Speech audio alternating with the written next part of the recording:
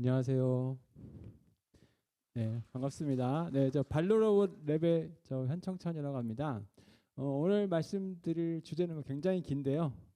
무지코 기반의 LLM 에이전트를 이용한 판다 없는 모바일 매니플레이터 제어 시스템이라는 주제를 가지고 시뮬레이터에서 LLM으로 로봇 제어를 했다 이렇게 생각하시면 쉬울 것 같습니다.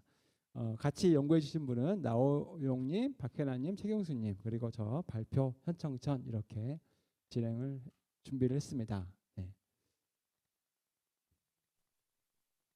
네. 먼저 발로로봇 랩을 잠깐 소개시켜 드리겠습니다. 네.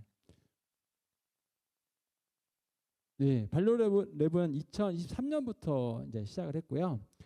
첫 번째 2023년 하반기에는 이렇게 이제 하드웨어를 만들고 또 이 로스에서 이제 임무를 수행하는 이런 연구를 했었습니다. 그래서 이제 하드웨어에서 뭐 간단한 내비게이션이나 매핑 이런 것들을 이제 하려고 했었는데 사실 좀 하드웨어가 좀 어려움이 있어서 이제 요 시즌을 마지막으로 저희 랩은 이제 하드웨어나 주로 하지 않고 시뮬레이션을 주로 이제 하고 있습니다. 그래서 보시면 가제보에서 이렇게 이제 로스 환경에서 로봇이 센서로 주변을 인식하는 것을 확인할 수 있습니다.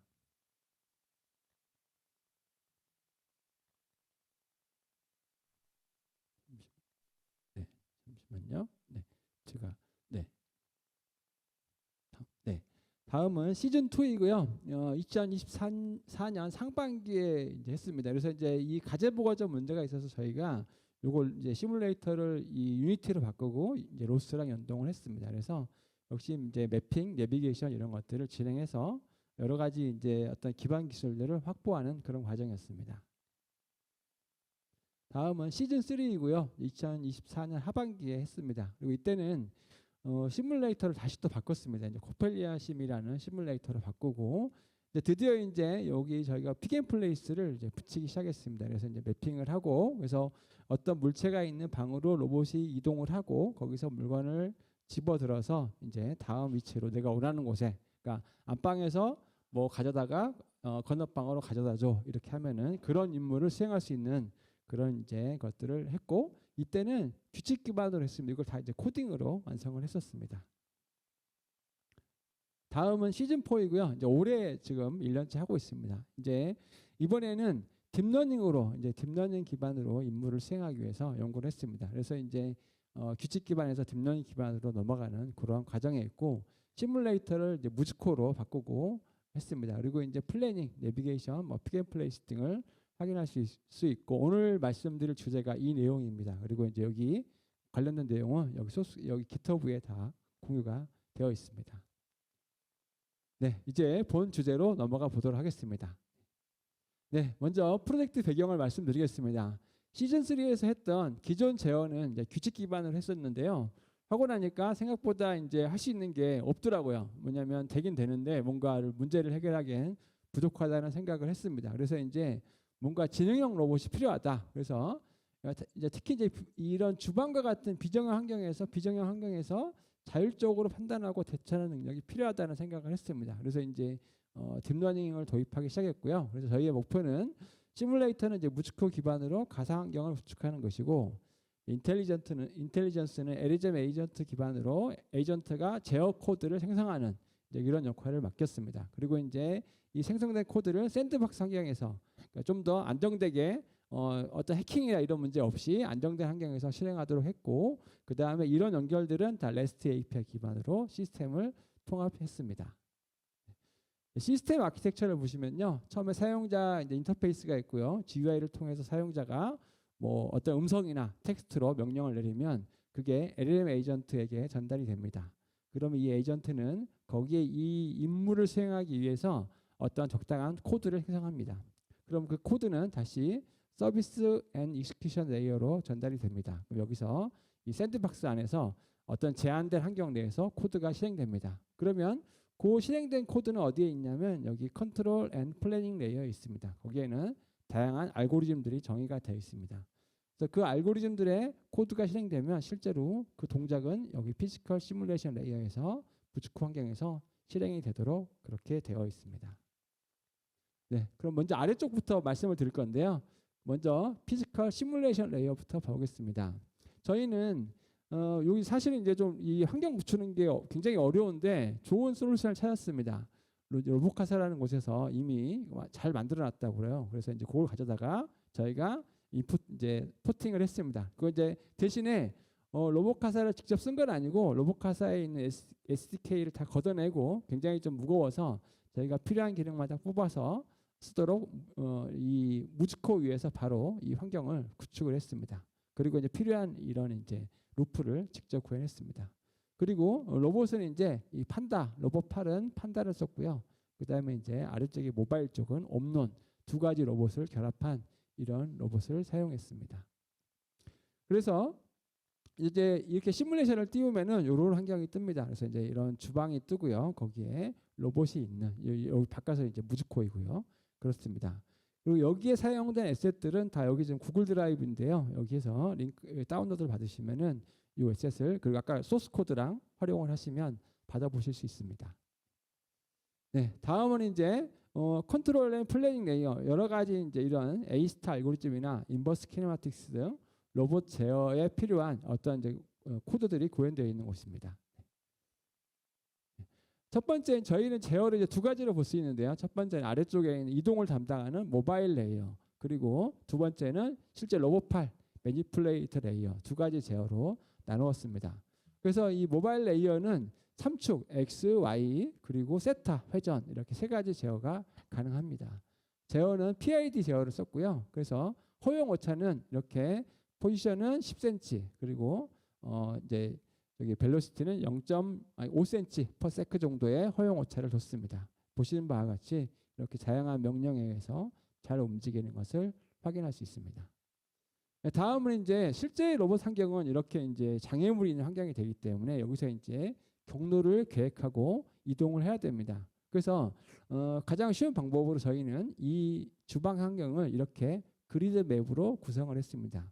그리드 맵이라는 것은 그냥 10cm 격자 위에 물건이 있냐 없냐 이렇게 이제 어떤 이 맵을 구성을 했고요.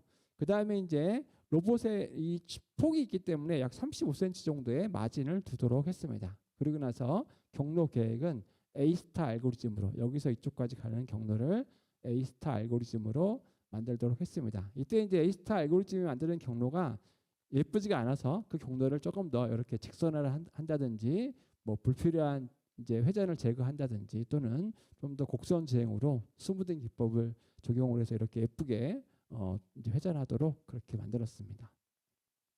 다음은 매니플레이터 제어입니다. 로봇팔이죠. 그래서 이제 크게 보면 두 가지 제어 방법이 있는데요. 조인트 스페이스 제어, 각각의 이 관절들을 각도를 직접 주는 겁니다. 이제 뭐 이 안쪽은 90도, 여기 45도 이렇게 이제 직접 주는 방법이 있습니다. 그다음에 두 번째는 타스크 스페이스 제어입니다.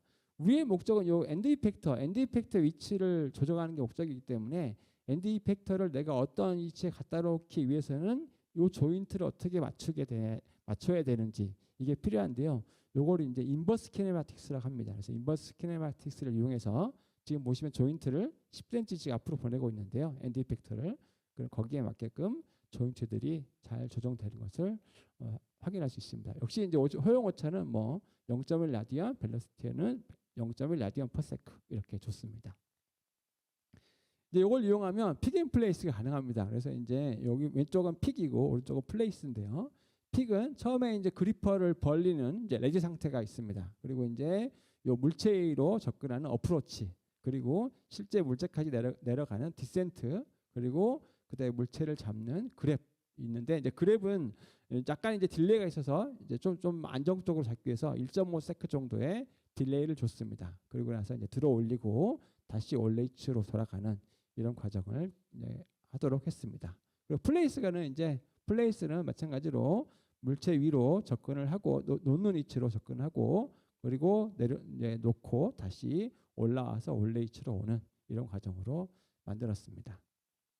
자, 이제 이렇게 하면은 어떤 기본적인 제어에 대한 알고리즘들은 완성이 됐고요. 이걸 이제 LLM에게 우리가 프롬프트로 전달을 해야 됩니다. 그래서 이제 그것들을 저희는 요 코드 알리지라는 마크다운을 만들어 놓고 여기다가 어떤 API 형식으로 LLM에게 전달할 수 있는 형식으로 코드의 설명들을 넣었습니다. 그리고 이제 거기다가 추가적으로 뭐 어떤 제약사항들 또 예제 코드들 같은 것들을 추가해서 LLM이 이 마크다운에 있는 이 코드 난리지를 보고 임무를 수행하기 위해 필요한 정보들을 추가해서 넣었습니다. 자, 이렇게 해서 이제 컨트롤 레이어가 만들어졌고요. 그 다음에 서비스 앤 익스큐션 레이어, 즉 이제 실제로 코드를 실행하는 노드를 보겠습니다. 자, 보면 여기는 이제 코드를 외부에서 받아야 되기 때문에 이제 패스트웨이 API를 써서 외부로부터 실행할 코드를 전달받도록 했습니다. 그래서 크게 보면 두 가지가 있는데요. 시뮬레이터 루프, 이제 무스코를 실행하는 루프가 있습니다. 그리고 이제 이 API를 수신해서 코드를 실행하는 루프, 두 가지의 역할이 있기 때문에 이것을 멀티 스레드로 만들었습니다. 그리고 이제 이 샌드 액션이라는 엔드포인트로 포스트로 코드를 보내면 제어 코드를 실행하도록 했습니다. 중요한 거는 여기 보면 이제 보안성인데요. LLM이 뭔가 코드를 생성하면 이 코드가 치명적일 수도 있잖아요. 그래서 이제 그런 것들을 좀 제약을 두기 위해서 샌드박스라는 환경에서 제약을 했습니다. 그래서 가장 중요한 거 임포트를 금지시켰어요. 그러면 이제 파일이나 네트워크 접근이 원천적으로 차단됩니다. 그리고 이제 필요한 것은 뭐 수학적인 계산이나 타임 이런 것들과 우리가 앞에서 정의한 API 정도만 허용하도록 했습니다. 요건 나중에 이제 필요하면 더 바꿀 수 있도록 설정이 되어 있습니다. 자, 이제 다음은 LLM 이제 이 AI를 이용해서 LLM 인텔리전스 레이어가 이 이제 만들어진 코드를 실행하는 그 레이어입니다. 네. 자, 이제 저희는 뭘 썼냐면은 프레임워크는 이제 이 LLM 에이전트를 쓰는데 뭐 가장 뭐 좀 많이 쓰는 그래도 이제 랭체인과 랭그래프 요 프레임워크를 이용했습니다. 기본적인 룰은 뭐 코드는 복잡한데 그냥 쉽게 생각하면 자연으로 사람이 뭐라고 명령을 하면 그 명령을 로봇이 실행이 가능한 코드, 파이썬 코드로 바꿔주는 역할을 한다. 이렇게 보시면 되겠습니다. 그래서 이제 보시면은 사람이 복잡한 명령, 뭐 부엌에 가서 뭘 가져오고, 뭐 안방에 가서 뭐 어떻게 하고 이렇게 해줘. 이렇게 이제 복잡한 명령을 내리면 그 임무를 달성하기 위해서 이 각각의 임무를 달성해서 골을 서브 골로 쭉 나눕니다. 그래서 이제 골 디컴포지션입니다. 그러면 그 개별 골을 실행하기 위해서 또 수행해야 될 타스크들이 있습니다. 그래서 그것을 타스크 디컴포지션으로 다시 한번 나눕니다. 그리고 그 타스크를 코드로 바꿔서 실행을 하도록 그렇게 되어 있습니다. 네, 그리고 이제 이때 입력하는 정보로는 유저 쿼리 사용자의 입력 정보가 있고요. 그다음에 오브젝트 정보, 실제로 어떤 오브젝트가 어디에 있고 어떻게 배치되어 있는지를 알아야 되기 때문에 그 정보도 함께 입력을 했습니다. 그리고 스킬, 내가 사용할 가능한 스킬이 무엇인지를 정의를 해줬습니다. 그러면 이제 그것들을 이렇게 해서 LLM 에이전트가 코드를 생성하면 결국 익스큐터가 이제 실행을 하는데요. 익스큐터블 타스크를 이제 쭉 받고 요런 이제 스킬들을 쭉 받고 그 다음에 이제 요거를 로봇 시뮬레이터 코맨드로 넣어서 API를 전달하면 코드가 실행되는 구조입니다. 그래서 보면은 요거 이제 픽 앤 플레이스인데요. 자, 고트 오브젝트, 요 파란 오브젝트로 가라. 그리고 거기서 파란 오브젝트를 들어 올려라. 그리고 레드볼, 빨간 그릇으로 가라. 그리고 거기서 레드볼에 플레이스해라. 이런 식으로 코드를 실행하도록 만들었습니다. 자, 이제 이렇게 해서 이제 만들어진 전체 시나리오입니다. 그래서 보시면은 뭐 이제 이렇게 초록색 큐브를 빨간 바구니에 담아줘 하면은 이제 요 에이전트가 실행된 코드를 가지고 로봇이 실행하는 것을 볼 수 있습니다. 다음은 이제 노란색과 빨간색 큐브는 노란 바구니에, 파란색 큐브는 빨간 바구니에 담아줘. 이렇게 이제 하면은 노란색 큐브는 노란 바구니에, 빨간색 큐브는 노란 바구니에, 파란색 큐브는 빨간 바구니에 이렇게 이제 타스크가 디컴포지션이 될 거고 거기에 따라서 뭐 물체로 이동하고 픽하고 다시 그릇으로 가서 플레이스하는 이런 코드들이 생성되고 그 코드들이 실행되도록 하는 게 저희가 이번 시즌에 작업한 내용입니다. 네. 자, 이제 이렇게 해서 이제 시즌 이제 그 4가 이제 올해 얼마 안 남았잖아요. 그래서 이제 마무리가 됐고요. 내년에는 이제 시즌 5를 계획하고 있습니다. 그래서 이제 몇 가지를 이제 생각을 하고 있는데요. 제가 좀 하다 보니까 첫 번째는 하드웨어를 좀 업그레이드 해야 되겠다. 뭐냐면 이제 로봇팔을 2개를 만들어야 되겠다. 저희가 만약에 제가 팔이 하나 없이 집에서 일을 하려면 굉장히 불편하잖아요. 그렇죠? 그래서 이제 2개를 만들어야겠다고 생각해서 이제 썬데이 로보틱스가 최근에 이런 이제 이거 저기 오탄데요. 이제 메모라는 건데 제가 잘못 썼습니다. 메모라는 로봇이고요. 이 로봇을 벤치마킹해서 양팔 로봇을 만들어서 양손 협업을 통해서 좀 더 복잡한 일들을 할 수 있도록 해보자라는 게 이제 첫 번째 도전 과제가 될 것 같습니다. 그다음에 이제 이번에는 저희가 뭐 이미 이제 시즌 3에서 센서 기술들을 좀 확보를 했었는데 이번에는 문제를 쉽게 하기 위해서 좌표 기반으로 정답을 다 주고 대신에 로봇이 플래닝과 어떤 임무 수행을 하는 것을 봤습니다.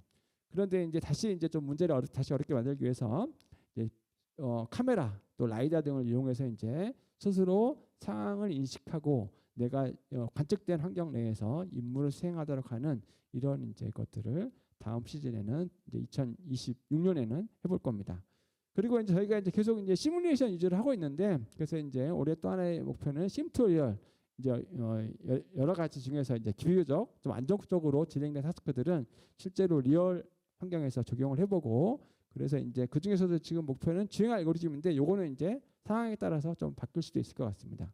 이 주행 알고리즘은 실제 모바일 로봇에 적용해보고 정말 잘 되는지 그리고 이제 거기서 발생하는 어떤 이제 이런 랜덤한 노이즈 문제들이라든지 캘리브레이션 문제들을 해결하면 저희가 시뮬레이션을 더 신뢰할 수 있게 됐고 여기서 이제 연구하는 내용들이 의미가 있다는 것이 좀 검증되지 않을까 이렇게 생각이 듭니다. 자, 네, 여기까지 발표 마치겠고요. 혹시 질문 있으시면 질문해 주십시오.